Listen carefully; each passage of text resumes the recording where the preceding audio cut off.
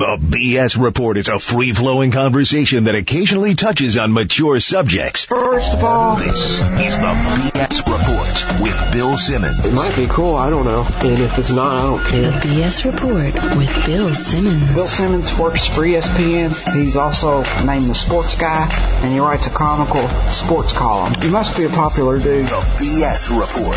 It's got a real dirty sound, like a rusty steak knife cutting through a well-aged steak. Now. Here's Bill Simmons. Welcome to the BS Report special day today. A new president. President Barack Obama for the next 4 years, possibly 8. So we had to have a big guest. So why not Chuck Klosterman, one of our favorite writers, a friend, an email buddy, and somebody who participated in one of our best podcasts that I think we had last year, because it was the only one we've ever had where the guy was in Germany. But now you're back in the States, right? I am. I'm in America. Have you adjusted? Yeah, I've been back for a while. The German thing is weird now. Now it seems like hard to. It seems like something that happened that I've someone else told me about it. I don't even feel like I was there. It was very strange. It was like you played on some sort of weird sports team for a year or something. Well, no, it was more like I ran into somebody I haven't saw for a while, and I said, "What have you been doing?" And they said, "Oh, I lived in Germany for 3.5 months," and they told me everything that happened. And then at some point I realized it was me. Because the first month I was there, it was so confusing and so weird, I didn't know what I was doing. And then the middle part, I kind of figured it out. Then by the end, it was fun, but then it was over, and I was already sort of in the mindset of going back.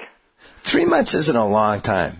Not really, no. Yeah. But it's that can longer go than a by. vacation. And, I have to say, after we did that podcast, I guess you'll be happy about this, or you should be, I was amazed by how many people in Germany listened to it. What? Oh, yeah. Several of the kids in my class did. Pretty much all, the kids in Europe who are really into U.S. sports, pretty much live off ESPN's online presence, sort of. That really is American sports to them. So if all the throwaway stuff that's on there sometimes, and you think, who is possibly reading this thing on page 2 that's a list of, athletes that, once owned wolves or whatever. It's like people in Germany are reading them and going this is American sports, I've noticed that's changed just in the last 8 years that I've been writing for ESPN. In the first year or so, I'd be scrolling through questions for the mailbag or something and be like, ooh, there's a guy from France. That's kind of cool. But now I don't even bat an eyelash. I'll get emails from Guam and Pakistan and Germany, and it's strange to think that really the whole world now is technologically active. Well, so you've been on ESPN for 8 years? So your tenure at ESPN has kind of mirrored the Bush administration. It has. Well, you know what? Did your approval rating go up after 9/11? I think it did. You sort of brought a sense of normalcy to people? What was interesting is the Kurt Warner, the fact that he's relevant again. When I had my old website, I kind of felt like I was starting to figure out how to write my column in 1999. And that was the year he emerged. So then as he became this old, decrepit, backup QB kind of starter, you kind of threw him in if you needed somebody, but not really somebody to rely on. It was just weird that he was this guy that when I had started my column, this guy we were thinking, is this guy the next Dan Marino? And now he's kind of back. Well, now, I guess on balance, Warner's underrated. He's underrated. He's definitely a Hall of Fame quarterback now. And when you watch him play, he seems like he has all these flaws, and yet if there's a situation where he can just stand there and throw to a guy, how often does he miss? I can't think of many guys who miss less. Well, being an only child, and I always think of myself, it seems like he's been around forever, even though it's only been 10 years, but it feels like it's been 20 for some reason. And then to think I've had my column that whole time makes me feel like maybe I should do something else with my life or something. Or maybe I've had it too long. The reason he seems like he's been around so long is because he's been old 3 times. Yeah. He was old as a new guy. He's been, because he'd, been working at the grocery store and all that crap. And then he was old with the Giants and seemed old, and now he's old again. What's strange to me is that the thing that was killing him was that he kept fumbling the ball and losing the ball and just couldn't hold on to the ball. And then, for whatever reason, he regained the ability to hold on to the ball. Yeah, he doesn't get hit as much as he used to. No. I guess, and just the whole, this is kind of off topic, but the whole definition of old, as it applies to culture, does seem to be changing. I mean, because like you'll see like an interview with the Stones in 1982, and all the questions are like, did you ever fathom you'd be performing at this age? It seemed really weird, you know. Now it's not like that anymore. Now there's this assumption that almost anything that kind of we're involved with is going to have a longer lifespan. All athletes play longer, and all musicians perform longer, and, you know, actors who are 60 are in action films, you know. Well, and beyond that, I think you're right. It's something that's happened since we've gotten older, where, you know, when we were growing up, if a woman wasn't married by the time she was 30, she was a complete failure. You know, it was like you had to have kids. There was this whole mindset. People started to get married, and now it's like, no. That is sort of I suppose, a manifestation of just how people live their lives differently. I think what's changed is the amount of cultural memory. Because we like you'll mention like Nevermind a lot when you're writing. You know, that record's been 16 years, 17 years ago. Okay. Ugh. Well, a record that was 16 years old in 1991 would have been like Frampton Comes Alive, or Born to Run, and the distance between those two events seems much greater than the distance between now and, you know, the advent of grunge or whatever. And I think that's an interesting thing that's happening. Yeah, that is weird. And also when you think that Springsteen has now been around for 37 years, and you think like when we were growing up, the Stones had been around for 15 years, as you said, and everybody thought like, wow, how are they still going? Well, there just had never been any old rock stars before. I mean, you know, like I suppose in a way Chuck Berry was the first old rock star, you know. But just the idea that someone like you as a parent listens to rock music, have listened to your rock music your whole life, one assumes your kid probably will at some point. Yes. That will be very different than a very different experience. Yeah, the one thing that, you know, in the 80s, as Kareem started to get old, it felt like he was like 57, 58 years old near the end of his career. But now you see these guys going into their 40s, and I guess it's partly conditioning and dieting and all that stuff, because I know, like, in the 60s and 70s, like, especially in the NBA, guys smoked at halftime, stuff like that. Well, and no one looked like they were in shape. It was when you saw guys who really were cut or whatever, they were like these anomalies. Now sort of the expectation is you're just not going to see a guy with like with a non-cut body. It's funny you mentioned that, because I went to the Timberwolves-Clippers game yesterday, and man, was that a bar burner. But Kevin Love is on the Timberwolves, the rookie. Not totally in shape, and probably could use a personal trainer. And he probably played 10 minutes in each half. And I went with my dad, because my dad was in town. And we were sitting near their bench, so we were watching him, and he came out after one break. His face was bright red. And he was definitely breathing a little heavy. It was interesting to see, because you just don't see that in the NBA anymore. You don't see guys who are breathing and reacting like normal people. Well, it's curious, too. I mean, he's always sort of in shape that way. I mean, he was in high school, he was at UCLA, and he is now. I have to assume at some point, like, you're not the first guy who has noticed this and thought maybe, like, well, maybe we should get him in the weight room. But I'm guessing he has, and that's just the way he's built. That's what I'm thinking. You know, that he's just a different kind of sized person, which for some reason I always think will be to a guy's advantage. If he's a talented athlete, but he has any kind of abnormal physique, I mean, like weirdly long arms, or like a really long neck, like Merton Hanks sort of, you know, he had that long neck for the Niners. I always assumed that gave him an advantage somehow. I don't know why. Kevin McHale was like that too. We were watching him on the sidelines last night. Yeah, he had that Herman Munster body. But it was an advantage, because his arms are so long that teams constantly underestimated that he had that extra 4 inches of reach, basically. It was a strange game. You should come to a Clippers game at some point in your life when they're terrible. The dynamic is unlike anything you've seen at a sporting event. Well, it's so rare that I go to live sporting events. What sets that live sporting event apart from the other ones? What sets it apart is that the fans, they have like a grim acceptance for how bad the team is, and more importantly, how terrible the coach, GM Mike Dunleavy is, and that, you know, this is the one team where the owner will just say, well, why would I fire this guy and pay another coach money when we're going to stink anyway? So he'll just keep the coach, and he'll just suck the life out of the fans. But at the same time, they're supportive. Well, it's hard to imagine somebody who'd be like a Clippers fan and be like, I can't take it this year. I mean, I think the sort of person drawn to that franchise is probably has a different kind of perspective on what, success is or what value is for your ticket buying dollar. I could not agree more, and I saw that during the year that when they were good, the 1 year when Elton Brand had a career year and they made the playoffs, and people were so happy. And I look at what's happened with the Arizona Cardinals now, and I don't know enough about their franchise, like for how many real fans they have because I've never lived there. But it does seem like, on the bandwagon scale, it does seem pretty high. I've never met Arizona fans. They were always the franchise that when they had a home game, it seemed like, they played the Cowboys and half the fans are from Dallas. But when would you have met them in a situation where they weren't being successful? How often do you go to Phoenix? Not often.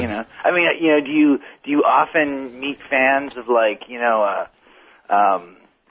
you meet a lot of Lions fans in your life? I don't know. I mean, I don't know why that would happen, I mean, it seems obvious when the team is bad to say they have no fan base, and then when they're good, their fans are all bandwagon people, but maybe you just would never encounter them except in these rarefied situations. It's a good point, except here would be my counter. Living in Los Angeles, it's like a melting pot because nobody's actually from here. So you meet people constantly who are like, yeah, I'm a Lions fan. Yeah, I'm a Packers fan. Yeah, I'm a Nuggets fan. I've met more people who root for weird teams in 6 years than I met in, my entire life before that. And I've never met a Cardinals fan. Now that it might just be that I've just never met a Cardinals fan and that they're here. I've just never run into them. But I think they're like the Clippers in that, they moved from St. Louis to Phoenix and then were never good. Mm-hmm. Oh, and we're never good in St. Louis. Right. Not really. I mean, they've had years where they were not terrible, but here's an interesting thing I was just kind of curious about. You mentioned you went to this Clippers game with your dad. Yes. Your dad plays a big role in a lot of your writing and a lot of your memories. How come you never read about your mom? I love how every time we do a podcast, you turn it and you start interviewing me. Well, I was just, because you said that in passing. You brought it up, technically. Yeah, true. But you never ever read about your mom. It's a good point. I think the reason is my mom doesn't really follow sports. Well, but a lot of times the things you write about are completely unrelated to sports. Good point. So it would seem as though that would be easy to slide in there at some point unless you had a reason not to. You mean like I'm hiding her? Well, I don't know. That would be surprising, but it has remained hidden. You make very good points. I actually, in my book, there's a nice little section about her, but I think the reason I don't mention her is because she emails me things like, just one sentence emails like, I decided last night that Sex, Lies, and Videotape is my favorite movie of all time. That's an actual email I got from my mom last week. So, I don't know. Yeah. Like my dad is an easy character to introduce and easy to figure out, but if I expose the world to my mom, I think the world would have a much tougher time dealing with it. Well, because it's sort of fascinating how you have sort of dovetailed these aspects of your life into kind of your media presence. Like during the playoffs this weekend, at one point I went over to ESPNU. Okay, do you know what was on ESPNU against the Cardinals game? It was a hockey game between Holy Cross and Army. So that was the ESPNU broadcast? So I texted my friend Michael, and I said, how many people in the world do you think are actually watching this game on ESPNU right now? It's 8,000. It's hard to imagine somebody who'd be a sports fan but not watching the football game and also likes hockey enough to want to watch this college hockey game. So we were going back and forth, and then sort of kind of jokingly he said well, maybe Jacko is watching this game. And then we were like, yeah, maybe Hench is hoping that there's 2 more goals because he's gambled on this game or whatever. So there's people we've never ever met. I've never met. I know nothing about. It is odd how you've been able to sort of kind of move them into a semi-public light, That is pretty strange. Is that the greatest thing that's ever happened to them? Is that sort of the thing in their life they're happiest about? That by chance their friend got in this position where their kind of existence is news? That's interesting. I would hope not. Pretty much all my friends are gainfully employed and have stuff going on. I know, but I mean, everybody's got a job, It's different. Yeah. I mean, it is very weird when you think about it that this person, Jacko or whatever, is involved in other people's texts. or that people will criticize them on blogs, even though it's like no one in their day-to-day life would have any idea that they have this, you know. Like, do you ever talk about this with them? Do they ever say to you, like, it's kind of weird this happened? I think they're more amused. Well, I'm sure they're not angry about it, but... No, I mean, it's just more... I think it's amusing to know somebody that wrote on, you know, for a college newspaper on a campus that was like 2,500 people, to writing for a website where you could get emails from Pakistan. Mm-hmm. Yes, it is very different. I think that's...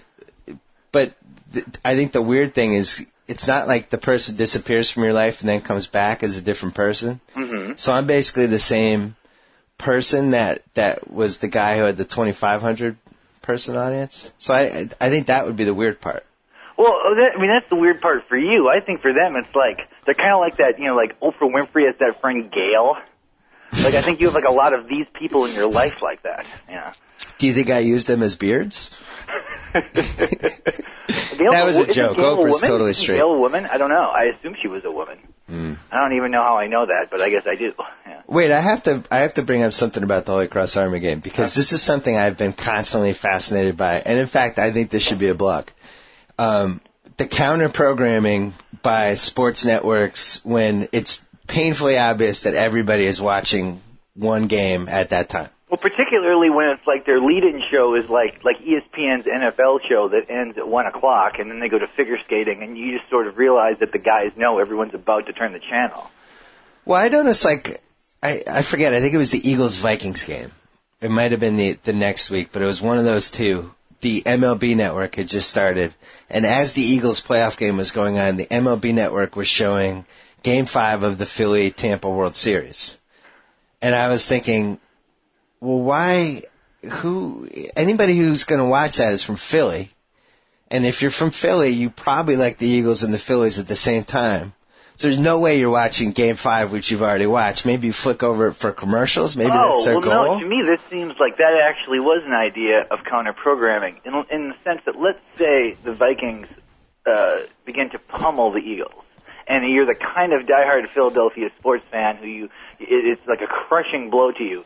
Maybe you'd want to go over and watch something different, you know, that involves Philadelphia, that the memory isn't as bad. But the memory's different? I don't know. So you're saying if the Eagles game had gone south, you then would have had the safety blanket of the Phillies? Yeah, if it's the larger of the two markets. I suppose if Minnesota had been playing a smaller market, maybe they would have been showing like Game 7 of the Twins and the Braves or something over there. So that if the Twins were getting hammered by the Vikings were getting hammered by, say, the Packers, maybe there'd be people in Minneapolis who'd want to watch that. I don't know. I can't. This is like the thing between us. I can't relate to this kind of fandom sort of thing. So I can't relate to this idea of someone watching like a team they like getting blown out and being so crushed that they'd want to see a memory of something successful from their same city. But that probably happens, you know. So, but because you're a sports atheist. Well, what you would call, yes. Yeah. So for instance, in 1996, in 1997, when the Boston sports scene had gone in the tank, you would think it was weird that I would get stoned at 2 a.m. and then watch like a 1986 finals game and pretend it was happening live. That's weird to you. Well, it's not weird at all until the last part. And pretend it was happening live. Everything else seems normal, you know. But if you're then saying like, well, like you need to, that there was a cathartic emotional impact toward watching something from the past that made you feel better. Yeah. Yeah. Well, that's a little weird. Yeah, I think it's really weird, but a lot of people are like that, you know. You know, one more thing about the counter programming. This was always one of my. This would be another really funny like YouTube clip of all the times Chris Berman on Monday night, you know, throwing it to the not Monday night on Sunday night or whatever the show where he's throwing it to something, but the football game is starting on another channel. So he's going, and now coming up, the National Figure Skating Championship. But it's always like figure skating, cheerleading, bull riding. I mean, it's really like this spectrum of weird oddity sports that, you know, no football fan would watch. But he's got to have introduced every weird sport that ever existed. I suppose, what sport is the most popular among non-sports fans? Wouldn't it be figure skating? Well, or it could be bull riding, too. I mean, people I know who were interested in rodeo I mean, I guess maybe Wolf Garrison was interested in football, but it seems like guys who really like rodeo tend not to be very rabid in other kinds of sports. Figure skating, too, and diving, I guess, would be the obvious one. Poker, maybe. Were you in Germany for the Olympics? Was I? No, I was back. What was your take on the Michael Phelps phenomena? Well, I think I wrote about this somewhere, actually, but I'll say here's sort of my main point on this. It's that, obviously he's great. He was the best swimmer. It seems weird to me, though, that they have all the different medals for all the individual strokes. That seems really weird. Because we don't have, a 200-meter dash backwards, or we don't, have someone hop a marathon. It seems weird that, there should be a medal for being able to be the fastest from point A to point B in water. But having all the different strokes, so I really think if Usain Bolt had to do a race where he had to skip for 100 meters, he probably would have won that too. He could have racked up all these medals. So I think it was really strange that we reward this guy for why would we care that someone can swim fast backwards? You're preaching to the choir, but keep going. Well, it's just strange to me that they break swimming into all these sort of micro events. Where the principle is basically the same. You're buoyant in water, trying to move through it in a linear fashion. Yes, you have to perfect these different ways of moving your arms, moving your legs. But so I guess I thought Bolt was much more exhilarating athlete than Phelps. I mentioned something a little bit similar in the mailbag. I don't get. Oh, it was in my Sports Hour campaign. I wanted to cut down the number of swimming events. Like, for instance, the medley makes no sense to me. Like, there's no running medley. You're going to run fast for 100 yards, then you skip for the next 100, then you run backwards it's ridiculous. But the swimming Nazis came out in full force. They were furious. Oh, people who... Oh, God forbid. Yeah, I'm sure people will react to this, too, just by saying that. They'll be very upset. It's even I think weirder than the people who are these sort of obsessive fans about like a city or a franchise. It's people who really feel like they've got to be an advocate for their sport. They need to they're very if say we started talking bad about say New Jersey high school football. For some reason, we were saying, Bergen Central's awful, and when you started attacking all these New Jersey high school programs, there'd be some people who, even though that they have no vested interest in this, would feel like they need to support sort of the value of New Jersey high school football, and that the swimming people, I guess, are the exact same way. Well, here's something we could say that might get them upset. I think New Jersey, out of the 50 states, leads the country in the most weird high school scandals. When you're talking about sexual harassment on a football team, like a hazing type thing, or like a teacher sleeping with a student. I just read this huge Rolling Stone article about this 25-year-old phys ed teacher who slept with like a 15-year-old wrestler. Yeah, and it was bad for him somehow. Yeah, it was bad for him. I didn't read the story, but it was sort of like a twist on the idea that this would be some great thing for it to happen to a high school kid. It just seems Jersey is generating those stories really every 3 months. But back to the Olympics though. Here's what I don't get, and I don't know if you mentioned this as well, but the fact that the basketball team can play for 2 weeks and win one medal, that is the equivalent of Michael Phelps basically swimming backwards for 50 yards. And that medal is somehow worth the same in the Olympic hierarchy. My whole theory was that I just think the medals should be weighted differently. They should have different sizes. Like, if you win one swimming race or whatever, you get a tiny medal. But if you win the basketball gold medal, you get a giant big medal. Or a 100-yard dash. I'm confused. Are you talking about the values of the medal should be different, or just the physical size? I mean, granted, I guess the value would be less if you melted them down. But I don't think people look no one looks at a gold medal or a silver medal and says the silver's not as good because its street value is less. No, I'm not. I'm talking about physical size. Mm-hmm. So you win a basketball gold medal, and it's like the size of a softball. But you win the swimming backwards for 50 yards medal, and that's like the size of a quarter, and that's what you get. Well, I guess that would be an interesting, innovative idea. I don't know. You'll have to who does one bring new Olympic ideas to? I don't know. I guess I'd have to go in front of the Olympic Committee. Well, the other part that would be fun would be deciding what the sizes for each medal, like maybe have a range of 5 different sizes and we'd all have to vote. I'm all for voting. Like I've been saying this with the Hall of Fame too. Like I would love if we had a Hall of Fame that was like a pyramid. And you had, not only did you vote that Jim Rice was a Hall of Famer, but you had to decide whether he was the lowest level or the second lowest level or the third level. Well, make it more interesting. It would make it, well, I guess it's, so you don't really see the Hall of Fame as sort of a reward for great accomplishment. You would also like to bring in sort of the idea that there could be debate over what level of legend you are. Yeah, well, here's a great example. I think the Hall of Fame, especially in baseball, where there's just no rhyme or reason for which guy is better than the other guy, but it's become like the Hollywood Walk of Fame when you walk down Hollywood Boulevard.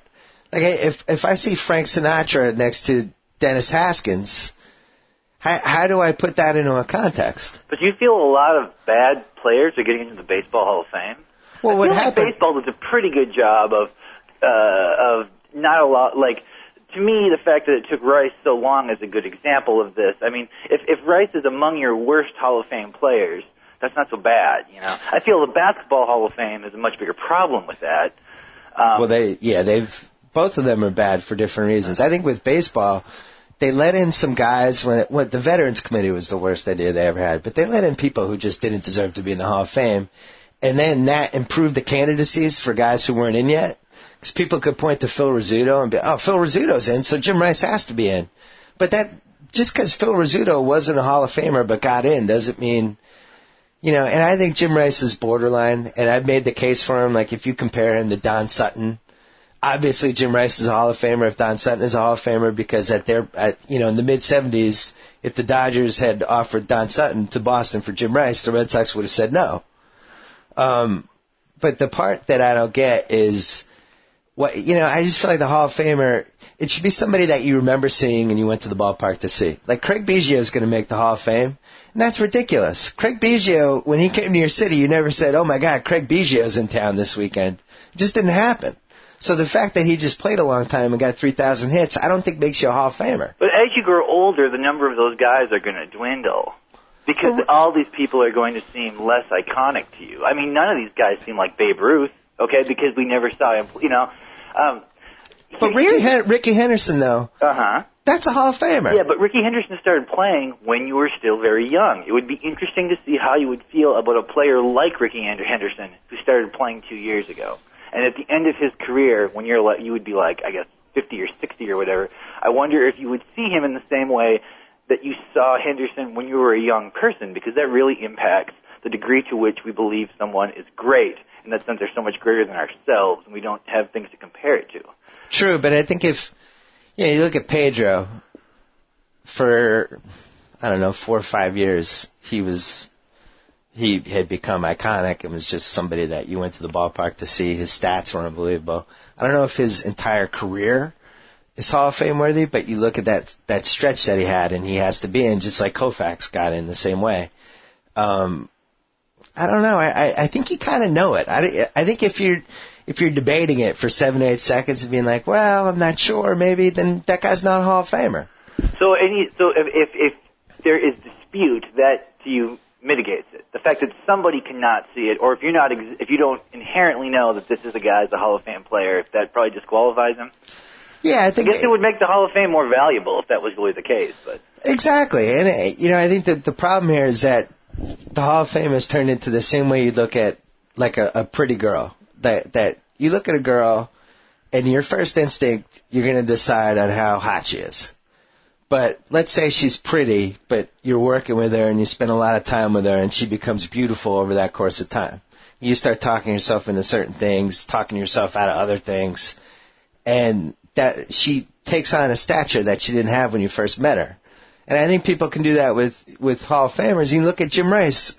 What was different about year 15 from the other 14 years that he didn't get in? So he wasn't a Hall of Famer 10 years ago, but he is now? That is odd. It is curious. I guess they felt that, I think once again it probably has to do with as the voters age, and that his performance becomes less something they're measuring tangibly and more something they're measuring intangibly through memory. The longer the memory gets, the greater he can be seen. See, I think in this case he was very fortunate because he was the first kind of steroids overreaction Hall of Famer guy. He was the guy that made it big before the steroids era. And he didn't get in because then the steroids era numbers made his numbers look kind of pedestrian, except for his 3-year from 77-79. And then everybody was like, oh my God, the steroids, oh, these stats, how do we take them seriously? Maybe we can't. And then all of a sudden you come back to the 80s and be like, man, 46 homers, if you weren't on the juice, that's pretty good. Well, it would have been interesting to watch Henderson play if he had been a steroid user at his height. He would have been incredible. Yeah, well, that would have been because he looked like a guy on steroids when he was 16. Yeah. I always thought Jim Rice would have been the greatest what-if steroid guy ever because, he snapped his bat on a check swing probably like 5 or 6 times in his career. This is like the strongest guy on the planet. And if he had steroids, I don't know what happens. Probably his bicep like flies off during an at-bat or something. But it is, I was looking at the home run list because I was looking at Manny Ramirez's career totals. Manny is like kind of quietly close to hitting like a lot of different benchmarks that people don't realize. Like if he has 3 more good years, now you're talking about maybe one of the 5 or 6 greatest hitters of all time. But you look at that home run list and like Sosa is 4th or 5th. He had like 650 homers or something. You just look at it, it's just, I don't even know what we do with it. Do we keep him there? Like what do we do? I think you have to keep him. I mean, what alternative is there to go through and you can't remove them, obviously. Do you asterisk them? I mean, the asterisk Roger Maris. But anybody who cares about an asterisk is going to be aware of the situation. True. And, it's hard to imagine somebody who will, who distantly in the future, who didn't live through this period, who will look back on baseball with such interest and yet no awareness that pretty much this whole era was changed from drugs. I just can't imagine. Like, it'd be like the weirdest baseball historian ever who only looks at numbers, Did you see Bigger, Stronger, Faster? Yeah. Did that movie change your opinion on steroids and HGH at all? Well, I guess not. I mean, I didn't come away from that.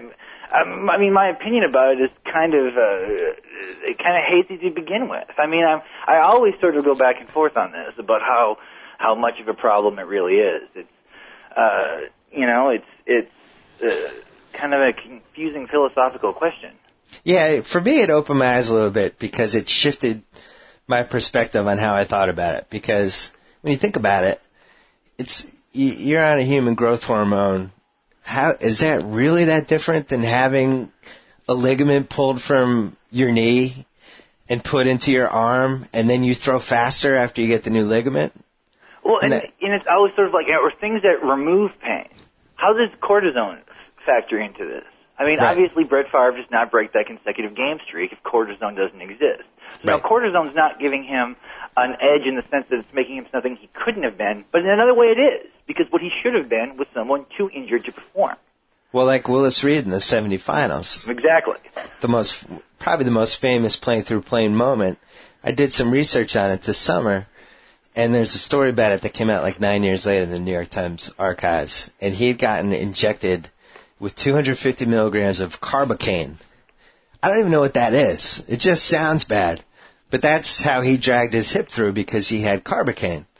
So, I mean, is that different than if Willis, 35 years later, decides, hey, if I take human growth hormone, I'll recover from injuries faster? Where do we draw the line on that? Well, I mean, I don't know how, what is, how much is the advantage to just changes in equipment? And I mean, really basic equipment, shoes, things like that, are obviously giving guys, in a sport like football, an advantage, What about swimming? Well, that's the whole thing, right? The suits are like, make you faster. But nobody cares enough about swimming to worry about the purity of it, Well, why do you think people always care about baseball, and yet with football, like Sean Marion will get suspended for steroids, he misses 4 games, he makes the All-Pro team, nobody cares? Well, I think it's because people who care about baseball almost inevitably care about the history of baseball as much as the game that's happening at the time, because it's the least changed game in a lot of ways. In theory, baseball is like always the one sport, it seemed like, where it didn't seem totally unreasonable to compare, like Mike Schmidt was somebody from the 50s or something. It didn't seem that the elements of the games had changed as much, because visually the game is still very similar, and it just sort of, I think, attracts the kind of person who wants to talk a lot about statistics, like Bill James type people. Right. Whereas in football, the reason you're drawn to the game of football is that because it's sort of this pretty innovative, violent sport that's always changing anyways, and that violence is sort of part of the attraction. So even though steroids give a football player probably a much greater advantage in his game than steroids would give a baseball player, in baseball that advantage seems more troubling because it skews history. Yeah, and with baseball, because it's such an individual sport, it's the one sport where we can definitively say, all right, here are the statistics.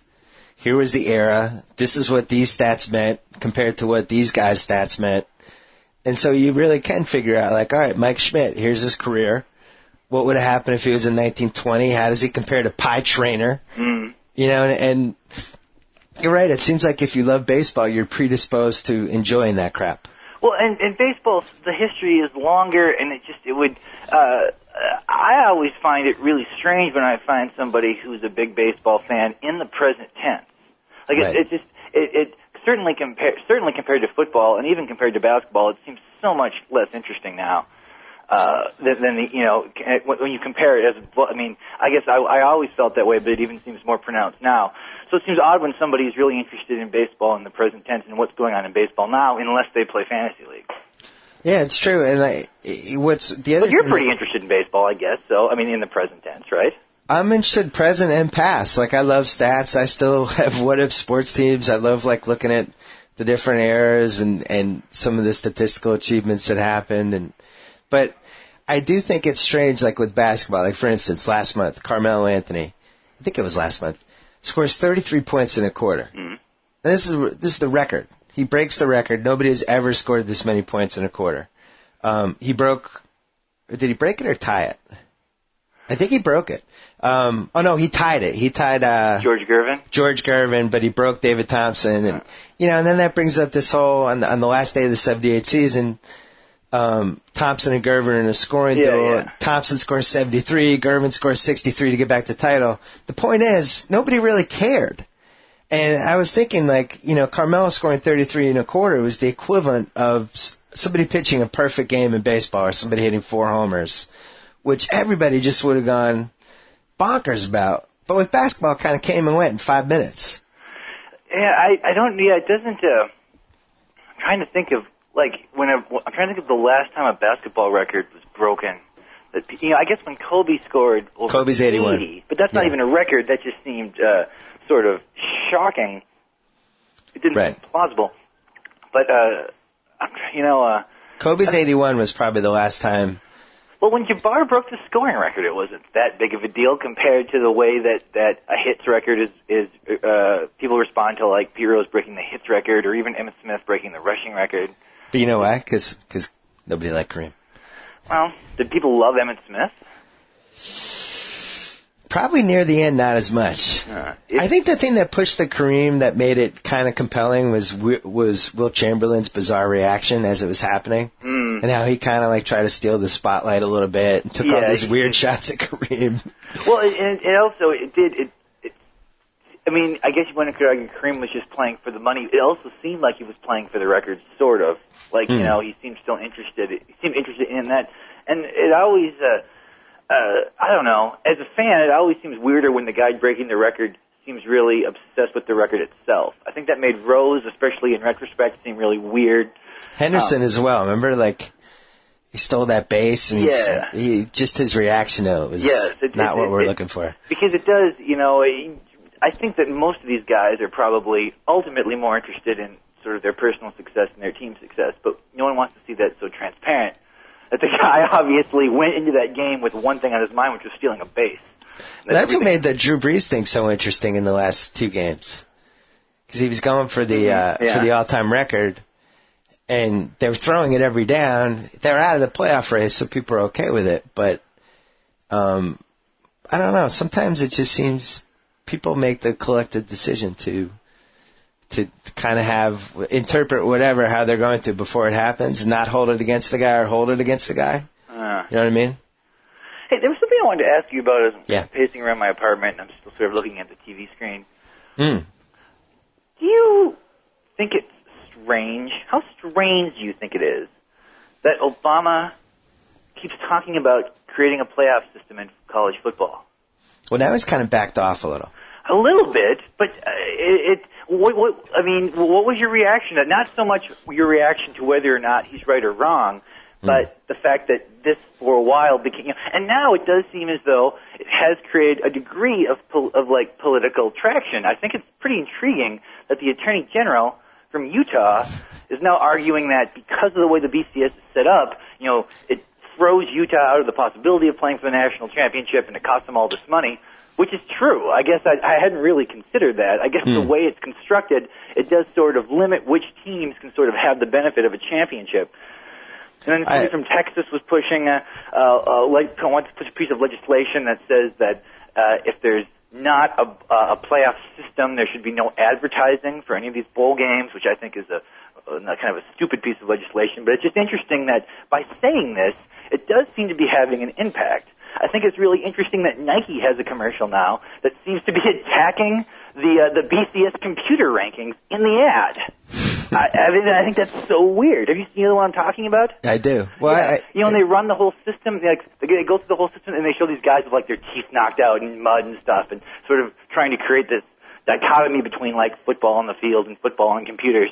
I don't know if that would have happened in the past, but I almost feel as though Nike is thinking to themselves, well, we would earn so much money from a playoff.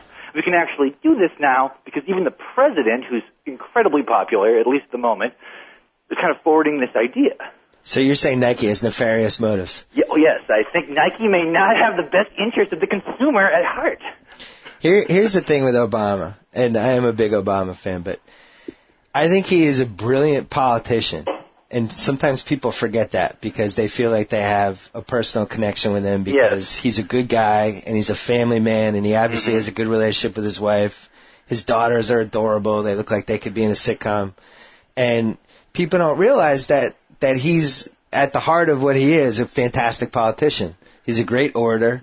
He's very smart. He knows exactly what kind of things to float out there that will get the right people riled up about the right stuff. And the college football system is a perfect example of, I do think he probably wants a college football system, but at the same time, he knows it's a smart thing to say.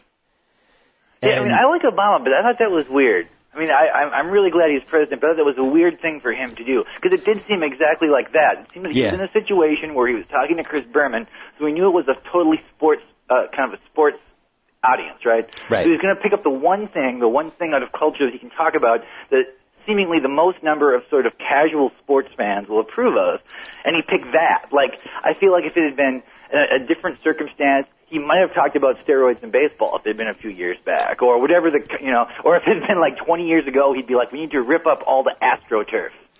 Or if he had said something like, you know what, I think the expansion in the NBA, I think they have 3 too many teams. I really want to see them cut that down. Like something that was that pointed that you honestly knew that he really cared about it. Yes. Yeah. College football seemed like a safe thing to throw out. At the same time, I really think he's a legitimate sports fan, and I actually know somebody who works with him, and like this guy was a Red Sox fan, Obama's a White Sox fan. In 2005, the White Sox swept him, Obama left a broom on the guy's desk. Like, he definitely cares. It's not like, he's not like these guys who pretend they like sports and they don't. Yeah, I just did a story for Esquire on his brother-in-law, the basketball coach at Oregon State. Craig Robinson? Yeah, I think it just came out this week or whatever. But it was sort of interesting talking to him about kind of Obama's relationship to sports and how basketball has become part of his iconography in a way that has not happened with any previous president. Right. Yeah, I think what people miss with the Obama thing is that it's been so long since we had such a shrewd, charismatic politician in office that people don't realize that he is a politician. He's a great guy and he's going to be great for the country, but he's also, every move he makes is a move that he's thought about. It's not like he's just passionately throwing stuff out left and right, And I'm trying to think, like, in our lifetime when the last time we had a guy, I guess Reagan. Well, this is really new. I was trying to think today, like, okay, is Obama in a great position or a problematic position? He's in a bad position in the sense that obviously the economy is awful. We're involved in 2 wars. The sort of the belief in the country is so down. But he's in a good position because it does seem like his most rabid followers will basically love anything he does. Like, if you were to come out and say, like, the main thing he's going to do during his first year is make sure, like, aluminum siding is more affordable, I think they'd be like, he's a genius. This is why we elected him. You know, like, they're so ready to sort of embrace whatever he does. I don't know if this puts him in a position sort of where or he can sort of kind of govern in a real way without sort of the fear of repercussions from people in the media, or if the nature of our country right now kind of puts him behind the 8 ball. I'm not really sure. You know what it's like? It's like a team. Basically, the country is like a sports team that has had some really bad losing seasons, and then we sign this gigantic, big money free agent who's going to make everything better. And it's still like the honeymoon period of that. It's basically Elton Brand and the Philadelphia 76ers. But if his stats are bad in the first few months and he doesn't look that good, you know, I think the country, it'll be like sports. We'll see. I mean, it's going to, you know, I guess it will really just come down to the economy. I guess if the economy responds, that will pretty much seal everything. There's no one is I mean, that will solve almost every other issue people have with him. But if it doesn't, then it will be strange. You know? He'll get a 2-year grace period, regardless of how it plays out, or maybe at least 18 months. But the one thing that I've been fascinated by personally is the way that, you know, we've never seen this in our lifetimes. The way celebrities and athletes have attached themselves to him. And, you know, even last night I'm watching TNT. It's after their triple MLK triple header. And Ernie Johnson and Chris Webber and Kenny Smith they spent a whole segment talking about Obama. And Webber, you know, who I continue to think is one of the most fascinating guys who has ever played. Because he'll have these really eloquent moments that you think, like, holy crap. Like, this guy's really intelligent. Like, and then you'll see him when he played, you know, he's barking at refs and acting like a schmuck. But to hear him talk about Obama and to hear all those guys, the conversation they had, it's just weird. It's weird that people that are in our lives, celebrity athletes that either we look up to or we idolize or whatever, that they're all kind of on board with this guy. So I don't know what that's going to mean for Obama. Do you think if, like, just bring up Chris Webber for a second. Yeah. Okay, if Chris Webber was talking to, say, his psychiatrist, or just sitting in a dark room talking to himself, so it's not the reaction of how it will be perceived in the media. He's just sort of being honest with himself and talking about the way he, you know. Do you think he thinks to himself, I've kind of had an amazing career, I've had all these incredible things happen, I'm so lucky that I had these physical gifts, or do you think he thinks, like, I'm disappointed my career did not work out the way I wanted? Oh, no, he's in complete denial. Of what? Of the what's he in denial of? Because it's hard to argue that his life wasn't incredibly successful. It's that from the perception of how we kind of regard whether or not someone has success as a pro athlete and as a college athlete, that's the only way he wasn't in the top 99.99% of people who've lived in America. True. And well, there's a couple other guys like this too. Like, for instance, you and I would think that Kenny Anderson failed. He was a guy who, when he was in high school, was going to be maybe the greatest point guard ever. He would be a mile bust. Yes. He had this huge gift. He only ended up making 2 All-Star teams. He had this huge contract that he was untradeable the last half of his career.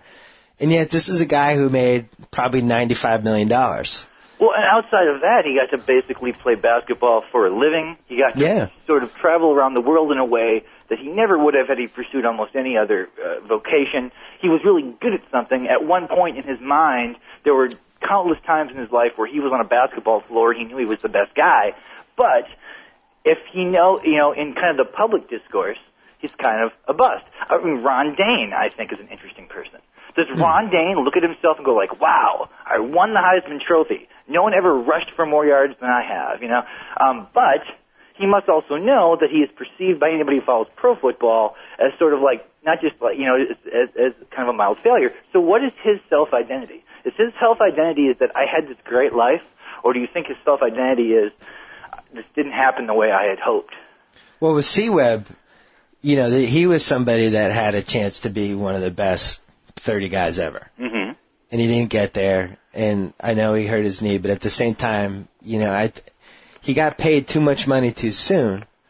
and he ended up on some bad teams. He developed a lot of bad habits. It wasn't until like year 7 of his career year 6 or year 7 that it really became the career we wanted it to be, and then he got hurt. But the thing that bugs me is that I don't feel like he took his career seriously enough until the last half, and I also felt like he was terrified of crunch time. You know, you watch any of those Kings-Laker games, and he's playing hot potato in crunch time. So then to hear him on TV murdering this guy or that guy because they don't care, or this guy's afraid, or this guy's a wuss. Yeah, it just seems strange to me. Aren't we doing the same thing? Right now you're criticizing Chris Webber. Would you say your career as a writer and journalist has been better than Chris Webber's career as a basketball player? No, I'm saying... But you're murdering him right now just the way he now granted, it's different for him because he's on television talking about someone who did the exact same thing as he did. But what I'm wondering is, do you think that if he went at his... Because you say, when you hear him talk sometimes, he sounds really intellectual, which makes me think that he's probably also introspective. Do you think that he views his life as a basketball player as a great success, a mild success, or a mild failure? No, I think that he has convinced himself that his career went a certain way, and I'm not sure it did. Because, I don't know, like there was one game where he was talking about this team, and I forget the team, had gotten pushed around, and they got pumped. And somebody comes down the lane, you got to clothesline them and all this stuff. And meanwhile, I've watched this guy's whole career, and he was the antithesis of that. You know, he wasn't a guy who clotheslined people when they came down the lane. He was like finesse forward. Okay, how would you feel if Ernie Johnson had said that? Would that be different? Because are you not measuring Ernie Johnson against his own career just as somebody who has an idea about basketball? Well, what Chris Webber said is true. Why is his inability to do it make his point less valid? I'm not saying it's an inability. I'm saying the way he did it made it seem like when he played, this is how he played, and these guys aren't playing that way. But meanwhile, I watched his career, and I knew that he did play this way. So that part was weird for me. Why are you assuming that what he's saying is this is how I would have done it just because it's coming from his mouth? Or did he actually say, like, when I played, it was different? It was that was the spin he was giving it. Like, you can't, when we had good teams, we never gave up layups. Like, it was that kind of thing. So it was just weird. But anyway, that brought me that story, what you just brought up, kind of made me think of that. Like, it made me think maybe he doesn't have any regret. Maybe he does feel like he has a success. And he's probably right. Because I still think he's one of the best 75 players ever. And he made $150 million. Well, I mean, so he probably was a success. And also it comes down to who he compares himself to. If he compares himself to his friends from high school, it's very different than if he compares himself to, Barkley. Or, who does he see as his peers? But I'm not really sure. And I always wonder about these people who, the athletes who, if they do not have sort of a great finish, particularly to their pro career, how sort of the knowledge of that among people in the media and among fans talking about this, how much that impacts the way they look at themselves. Like, well, I think let's say Tim Tebow wins the Heisman next year. Then he goes to the NFL. As it turns out, he can't compete as a passer. So they move him to fullback, and he has a kind of a middling career as a short yardage guy. Now, he would finish as the greatest collegiate football player of all time. Right. A lot of people would remember his failure as an NFL player. So, how successful would that be? Well, how successful is he? If that is, you just said Archie Griffin, I think, was the analogy. I guess that would, yeah. So, yeah. How does Archie Griffin really look at his life? Not what he says when he gives interviews, but how do you think he really feels? I think that Archie Griffin probably feels that his lack of a pro career has somehow erased, to a degree, or at least mitigated the fact that he won the Heisman twice. Yeah, I would agree with that. That he probably feels sort of bitter about that because I think he feels betrayed by something that should have no relationship to the award. Yeah, but when you think about it, though... If he died as a second-year NFL player, I guess it's a weird thing to bring up, but let's say he had died in a car crash. Yeah. Even though he would have had 2 seasons where he had been unsuccessful, people would only fixate on his NFL career. Now it seems like when people talk, or on his collegiate career, now when people talk about Archie Griffin, they feel this obligation to add that he wasn't a good pro, which is a college award. But when you think about it, pro is the highest level you can get to. So if you succeed at college, you're succeeding on the level that is the level underneath the highest level. So if you're talking about whether he feels like a failure or not, he probably feels like he succeeded at this one level but could not make it at that next level, and that might be what drives him crazy. Or maybe he doesn't care. Well, I don't know. I mean, so like somebody like Paul Shirley, for example. Right. Has he had a successful pro career? Look, I think anybody who plays professional basketball in a league that has like 300 dudes in it, if you can play pro basketball for 1 year, when you consider how many people want to play pro basketball, but see, that's the amazing. standard you use with Paul Shirley. If we had started this we did have this conversation about Chris Webber, and if the first thing I'd have said, so you think Webber had a successful career, you would not have said that. Well, your first reaction would have been like, no. But it's a question of successful compared to what? Compared to all other basketball players, or compared to what his potential was? So the fact that Chris Webber is compared to different people, like to a select group of players, whereas somebody like Paul Shirley is compared to all people, I think that seems to indicate how perception has a much bigger role in this than the actual person, and what the person actually does, which we all know. But I wonder how much that impacts the player themselves. All right, let me ask you this. Okay. Let's say Robert Downey Jr. dies 5 years ago. Okay, 5 years ago. Did he have a successful career? Knowing that he was one of the most talented guys of the last 30 years. Yes, he would, because it would have his career would have been perceived as that he was a great actor whose greatness somehow kind of intersected with his own demons or temptations or desire, and that his potential would increase. So the fact that his theoretical potential increases by his death would make the rest of his career seem more valuable. And people would go back to the movie he made about like Charlie Chaplin and stuff, and they would change their perception of that. Well, you talk about Bernard King. Okay. Now here's a guy who didn't reach his potential, exactly like Chris Webber. Really only had 1.5 fantastic years where he was transcendent, but battled drug and alcohol for the first part. Was, you look back at his career and it was definitely disappointing, and yet everybody from that generation, including myself, reveres Bernard King and is convinced, probably overrates him. Probably, so he's kind of the anti-Webber. I probably overrate him because, I mean, technically Webber had a better career, but it doesn't seem like that at all. No, and Webber in 2001 was first team All-NBA. He was the best guy in a team that, would have made the finals if they didn't get robbed by the officials in Game 6 in 2002. But yet I still feel like he's a disappointment. I mean, the greatest example, to me, the present-day athlete was sort of the most fascinating career in terms of it's impossible to tell whether it was good or bad and how he feels about it is Donovan McNabb. And I think at some point someone's going to write a fascinating biography about Donovan McNabb. His entire life is punctuated by bad things.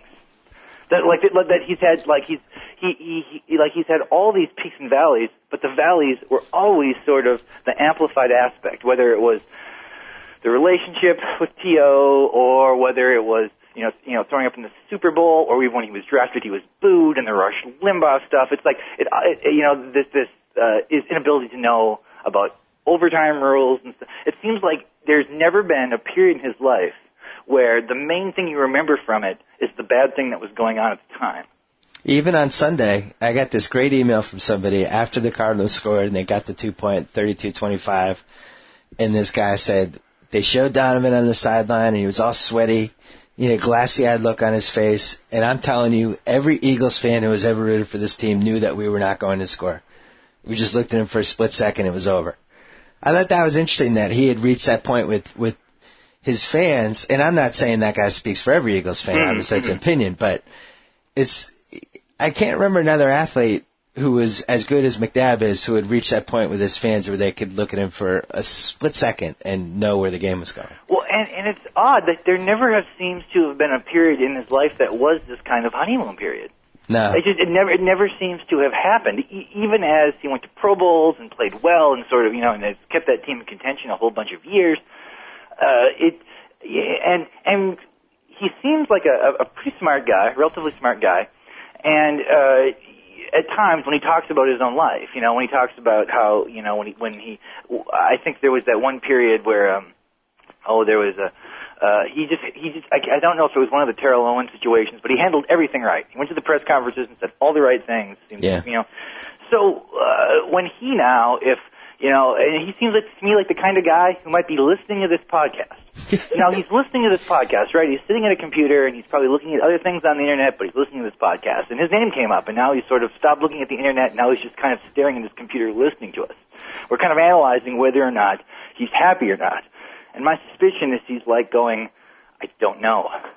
I really think that he would never say that to somebody in the media, but I think that when he thinks about his life, he seems like a guy who doesn't know if his life has been good or bad. I would put Kobe in that category as well. Well, that's a totally different thing. Because they remind me of each other. Their personalities, where they seem like they're acting the part, but they don't know who they truly are. And I know that's a huge generalization, but McNabb's weird. I wrote about this last week. McNabb's weird sense of humor that pops out sometimes. That's not really a sense of humor. Reminds me totally of Kobe. Like, I think I should be doing this because I think this would be perceived as funny. But that's not who he is. Does that make sense? It's kind of the same, but here's what I think is the difference. I think if McNabb gets drafted by a different team, his entire life and career might be different. Not to blame the Eagles for this, but it's just sort of or their fans. Started out bad when they booed him when he got picked, and Philadelphia sports fans are different than other sports fans. I feel like if he would have got drafted by the Dolphins or something, that his whole career might be different, and he might be a very different person. Whereas with Kobe, I don't think that is the case. I think the fact that he played in L.A. may have amplified some of these things, but I think Kobe, has sort of a social weirdness that would have come through regardless of where he was at. Yeah. You know who else I'd throw in here now that you did a nice job of elaborating on that one? I think Patrick Ewing is the exact same thing. If he goes to the Sacramento Kings, his career is totally different, a lot less pressure, and I think a lot of the things that he did, a lot of the fist pumping and chest bumping, and I never felt like that was him. I just felt like it was a guy who it was being beaten into his head that he needed to be this and he needed to be that, he needed to be more assertive, he needed to be tougher, and he just kind of play acted this role, but really was just this soft-hearted guy from Jamaica. Well, and I also think his collegiate career impacted him in a negative way, even though John Thompson is probably a great coach and was a great mentor for him. I feel like that initially with Ewing there was a lot of pretty open racism about him. From people who weren't even thinking to themselves they were racist, just the things they would say about him when he was a freshman seemed very racist. Then when the fact that his career ended with this loss at Villanova, when they were supposed to be the best team, and even though they'd won a championship, it somehow seemed like he was, on balance, more of a loser than a winner. Then he goes to the Knicks, and I think I might be misremembering this. I'm sure you'll remember. I feel like Bill Cartwright was there at the same time, and Hubie Brown was trying to plant both on the floor at the same time. Right, Twin Towers. Yeah, but it was a kind of a very unsuccessful attempt at that, and it seemed like it probably took away a period of time where if he would have just been the guy on the block, getting the ball, going after people, that would have sort of made him a different kind of low-post scorer. Well, you know what killed him? What? You know what killed him? So he's got 4 years at Georgetown, goes to the Knicks, Hubie beats him in the ground, then Pitino comes, and he's doing that full-court press thing. And by the time, he was like 5-6 years in the league, but he had a lot of miles on his knees already. Yeah. And he really only had, if you look at his stats, his 1990 season, which was the year they beat Boston in the Garden in Game 5, his 90 season was incredible. Like, he averaged, I think, like 29 a game and 14 rebounds or something. But he went into a different stage of his career because his knees kind of betrayed him. What also was interesting with him is that, it just reminds me of something somebody asked me to write about the Motley Crue catalog, their entire CD catalog, and I was writing about the Dr. Feelgood record. And one thing that I remember about that is, even though it has no relationship to it really, one of the things that hurts that record is that it was always compared with Appetite for Destruction, because they were both hard records from the same period. And I feel like that the way Hakeem Olajuwon's career sort of kept exploding, and he seemed to keep getting better and better and better, when at one point they seemed somehow similar, kind of changed my own personal way I viewed Patrick Ewing. And it was been odd because if Hakeem Olajuwon had not existed, the person I would have probably used to compare Ewing with is Ralph Sampson. So by that comparison, he would have had a great career. But because he ended up being compared to Olajuwon, and Olajuwon was ultimately sort of better in every possible context. It sort of makes Ewing seem, I feel like he's like a tragic figure, like a more sympathetic figure, but a worse player. And then David Robinson came in and Shaq came in. The thing that killed Ewing once and for all was the '94 finals, because Hakeem just murdered him in the finals. I guess that was kind of the apex of this comparison, I guess. What's interesting is that Hakeem murdered the career, the way we thought of two careers of his peers, which I don't remember anybody, like only I guess in boxing could you find similarities. But so in '94 finals, he kills Ewing.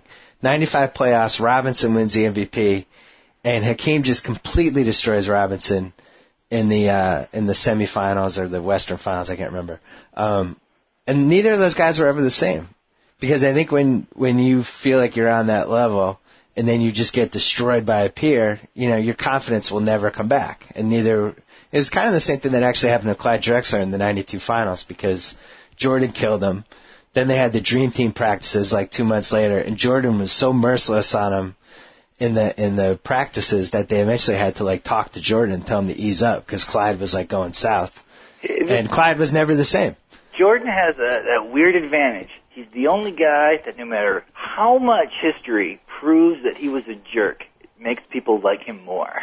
Yes. Like if we heard something like, you know what Jordan actually did? He actually put a hit out on Isaiah Thomas for a while. We'd be like, that's so awesome. He's so competitive. He'd do anything to win. It's crazy. I don't know what he could have to do for people that, in a competitive context, for people to not like him. Like he could poison someone. He could have poisoned Horace Grant at one point to make him, to penalize him for not hitting the offensive glass. And it'd be like, it would be in the Jordan rules, and we'd be like, boy, man, I can see why people love this dude. I can see why he's great. Right. Yeah, Jordan was almost homicidal. He really was. Like he could have been Ty Cobb. And people would love him. If evidence came out somehow that Michael Jordan, I guess it's kind of paradoxical since Ty Cobb was racist, but if Michael Jordan had essentially been the Ty Cobb of his era, I don't think there would ever be this groundswell of dislike against him. Yeah. Yeah, he was pathologically competitive, which I think was the thing that made him great. And what's interesting is, I don't know if LeBron has that gene. He shows flashes of it. And it might be one of those things where he got too much too soon. Jordan was always like trying to prove people wrong, and it dated back from when he got cut from his high school team. The story we've heard a million times. But Jordan's whole life revolved around finding these little challenges and these little perceived slights and then shoving it in the guy's face. And sometimes he'd just make them up. But, there's like that famous story of the Dream Team scrimmage where, they played against these college guys, and the college guys beat them or whatever, a game to 11. And then the next day, Jordan, pointed at Allen Houston. He's like, I got him. And, Allen Houston didn't touch the ball for 2 hours. And they killed him. They won by, 140 to 50 or something. But he was just a maniac. He really was. And I have to say, at this point now, I didn't feel this way for a long time. But now I do feel like LeBron has the potential to be better than Jordan. Because he seems to have a lot of the same physical things, except he's even bigger, and his shot could still improve and all this stuff. He's a better passer, but he does not seem to have that gene. I don't know if anybody does. I think Kobe Russell comes did. the closest, but I'm saying those are the only two. Yeah, with LeBron, it's probably too early to tell. I think he might have a piece of it. I don't think he has the whole gene because. Well, you say Russell did, but I feel like people from that era just did in general because they were given less than great athletes are now. So they're I feel as though that the way we treat young athletes now to a degree erodes their potential for being that kind of having that kind of competition. You really see this in college basketball, where it's hard to imagine two teams who really hate each other anymore because all their good players are friends from AAU. I hate that. As soon as the game is over, Saw it yesterday with LeBron and Kobe. They had to do their big bear hug at mid-court. Just walk off the court. Well, that probably seems more like show. But or in the NBA, it's even weirder because they all have the same agents. And they're doing shoe commercials together and stuff. It's harder to hate somebody obviously. There's just less hate in sports now than there once was. At least it's very incestuous. There's only two reasons why one NBA player would ever hate another one. Can you guess the 2 reasons? Well, it would have to be a woman. That's woman is one. possibility. What's the other one? The other one would have to be, it seems like it would have to be something money-wise, but I'm not sure what that would be. No, poker. Because I know a lot of people in the league, and I always hear these weird stories that are great that I can never put in a column, but anytime 2 guys don't get along, like if you ever read the newspaper, these guys were barking at each other, these guys have a long history, either one of them screwed the other guy's girlfriend, or they played poker and one guy didn't pay the other guy all the money that he owed. That's it. Those are the only 2 scenarios that these guys will not get along. And it's one of the 2. Yeah, but one seems a lot worse than the other. It depends. It was funny. One time it came out because Tyrone Hill never paid Charles Oakley he owed him $60,000 or something. Never paid him. And they got in a fight at the beginning of a game, and Charles Oakley was staking out the locker room after. But most of the time we never hear about this stuff. But I don't think people realize how much cards and poker and all this stuff these guys play when they're together, and the stakes that are available. And what's weird is that the league has never really cracked down on it. Even though, they're so worried about flagrant fouls and guys getting thrown in the basket and all that. Meanwhile, here's a scenario where it really could lead to one guy shooting another guy after a game or after practice or something, and they don't care. But you can't enforce that, though. You cannot enforce the idea that you can control someone's life, I think, to that degree. You can stop them from hanging out with bookmakers, you can stop them from hanging out with organized crime. How do you possibly stop guys from playing recreational games that involve money? I don't know. You could say no gambling on the team playing or in the locker room. Yeah, but that's different. That's a totally different thing, because that could actually impact the integrity of the game itself. But that's where they do it. They do it on the charters and on the team playing in the hotel rooms. Those are the 3 places. That they do what? They play poker, they play bid whist, they do all these different things. Yeah, but that's not impacting the integrity of the game. Yeah, it's impacting it if they're playing. Because what you're saying is if they're going to tell guys that they can't gamble on poker outside of the game because there's a risk that it could create, like violence, wouldn't you then have to go to solve your other problems? Say you can't. You get fined for stealing a guy's girlfriend or something. I don't. If they started finding people for that, it would be all over. They'd be able to start a separate league. Now, I think that the scenario that they got to be concerned about is when you have guys from 2 different teams playing poker, where one guy ends up owing the other guy a lot of money. I think that's how where much it do get you bad. Gamble? How much do you bet in a year? Not that much. I'm curious. How much is not that much? I like gambling on football. Okay, but still, in the course of a year, do you say that you bet over $10,000 in your various gambling endeavors? $10,000 total bets? Yeah. Not if you win or lose, but just money that you put down on things. I don't know. I'd have to add it up. What I like doing usually is future bets, and I bet on when I was in Vegas, I bet on the Cavs $300 at 15-1 to win the NBA title, stuff like that. Those are usually my favorites. During the Penn State USC game, Musburger was actually talking about the line down at the end when Penn State was trying to score. He's like, there's a lot of guys in Las Vegas right now who are really curious how this drive ends. I think. It is weird that they turn a blind eye all the time to the whole gambling. Even letting people know who's injured before a game. Why does the general public really have to know that LaDainian Tomlinson might have a torn groin? Oh, so you're heavily affected by the last Boy Scout. Well, that was the first time I think that idea was ever brought to my attention. Somehow the injury reports are based on gambling, which is probably true though. It's 100% based on gambling, and what's funny is that college football does it too. And now college football, they're much crazier about gambling and the evils of gambling, and meanwhile, here's your injury report. So the beat writer of the LA Times knows that somebody has a strained hamstring? That's not why they do it. Why do they allow newspapers to carry college lines? That is a long-standing question in the media. Hey, we have to wrap this up because right now people are sitting in their cars in their garage and they might asphyxiate themselves somehow. Plug your book really fast. Oh, well, my book is called Downtown Owl. It came out last year, but it's still available. Novel? Your first novel? Yeah, it's a novel.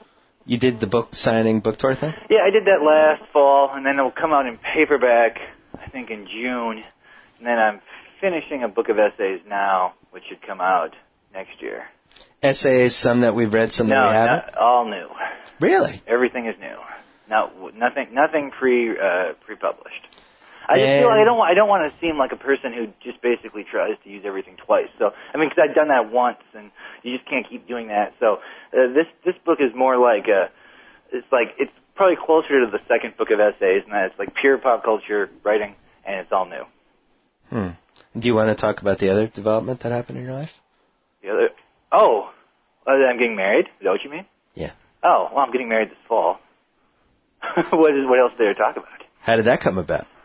Well, I asked her to marry me. I asked my girlfriend to marry me on Halloween. You're somebody that I saw staying single until like age 47 and then having like the 21-year-old fiance. I don't know why, but that was always the vision I had. I feel like there was a time in my life when I thought that would be the case. Yeah. But then, things don't. That's it. True love. Did you intend on getting married, or did you just this was the one and you had to do it? I pretty much made the decision when I was in Germany, I guess. I mean, this relationship I've been with this girl now for like 4 years or something. So at some point it was pretty clear to me that we were going to get married, and it seemed like the reasonable thing to do. I gotta say, it wasn't a very difficult decision, to be honest. So you're in some German apartment trying to microwave some sauerkraut or something, and you just thought, like, I miss this girl, I gotta marry her. Well, it is weird. I think part of the reason that I went to Germany is because I knew we were going to eventually get married, I did think to myself, well, this is the last time I'll ever be able to be really by myself, ever, And I think, in a way, I didn't think that maybe consciously at the time, but in retrospect, I do think that it was sort of the awareness that this would be the last period, because I really liked being a single person. I really had I can spend a long time by myself. It doesn't bother me not to talk to people for days, So I like the experience of being alone, but then I kind of came to the recognition that I was probably going to spend my life with this person. So, so that's when I guess that really kind of galvanized the decision. I'm the same way. Do you think that's because we're writers, and that writers are just happier being by themselves? I think that the kind of person who likes being themselves is more apt at pursuing writing, because it is a solitary thing, I mean, it's the most sort of solitary art form there is, because for the most part, even the consumption of what you make is, you have no, it's not like you're playing in front of an audience, or it's not like that, it's in a theater, or that your paintings are being consumed in public. You're just sort of writing a book and you send it off, and then you never, it is odd you asked me about Downtown Owl, it is odd to me how that was the biggest thing in my life for a year, and now I never think of it. Never. It's like as soon as you finish a project, you just kind of abandon it. Because I don't know why. You think about it constantly, and then at one point you keep wanting to make changes, and I make little edits and stuff. And then at one point it goes out, and it exists in the world, and then people react to it, but your reactions you have no control over, so you just kind of stop listening, and then you just kind of stop thinking about the book itself. Now I feel like I wrote it 5 years ago, but I guess it's still in stores now, so it's weird. It's kind of like sending a kid off to college. At some point you just have to drive away from the dorm, and that's it. Yeah, except you still think about your kid. What I'm saying, the weird part is, it's not weird to me that I'm not involved with the book. It's strange to me that somehow I don't, that something I worked on every day, pretty much, for such a long time, that now I never think about it. So that it almost seems problematic in a way. I mean, it makes me wonder if there's something weird about my psychology, that I would be so comfortable not thinking about something. Well, we've come full circle, because maybe this explains what happened to Chris Webber. Maybe so. Maybe his NBA career is something that just happened and he doesn't think about it anymore. Although he does work for a TV network that covers the NBA. Good point. But he's thinking forward, not back. But he's not, because he's talking about how he'd follow guys' heart. I am not the Chris Webber of writing, it turns out. All right, Chuck Klosterman, we're going to have you back. We didn't get to like 7 of the things I want to talk about, so please come back in a couple Anytime, minutes. I'm always just here living. All right, good luck with the wedding planning. Okay, man. All right, take Bye-bye. care. So I get to sign off. Whoa! Thank you for downloading the BS Report with Bill Simmons. Too much fun. Check out more podcasts at the iTunes Music Store or at PodCenter at ESPNRadio.com. Peace out.